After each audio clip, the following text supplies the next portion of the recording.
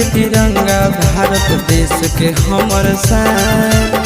तीन रंग के तिरंगा भारत देश के हमर शान। हिंदुस्तान के खातिर जान अपन हम कर देबै कुर्बान। हिंदुस्तान के खातिर जान अपन हम कर देबै कुर्बान। भारत माई के चरण में नौछावर है पारान। भारत माई के चरण में नौछावर है पारान। हिंदुस्तान के खातिर जान अपन कर देबै कुर्बान। हिंदुस्तान के खातिर जान अपन हम कर देबै कुर्बान।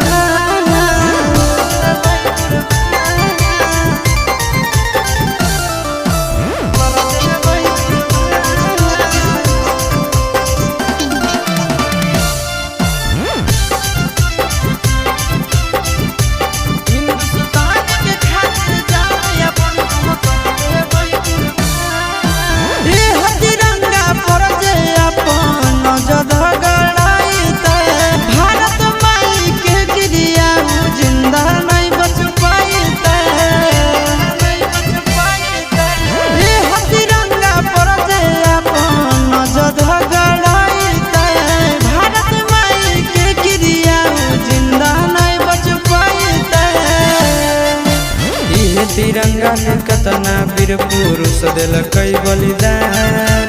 इहे तिरंगा ने कतना वीर पुरुष दिलक बलिदान। हिंदुस्तान के खातिर जान अपन हम कर देबै कुर्बान। हिंदुस्तान के खातिर जान अपन हम कर देबै कुर्बान।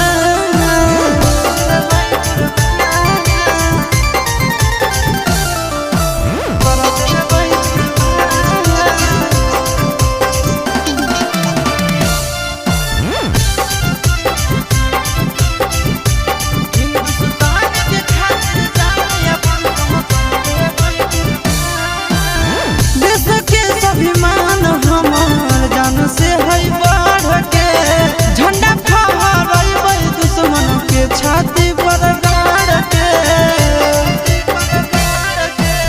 देश के स्वाभिमान हमार जान से है बढ़ के।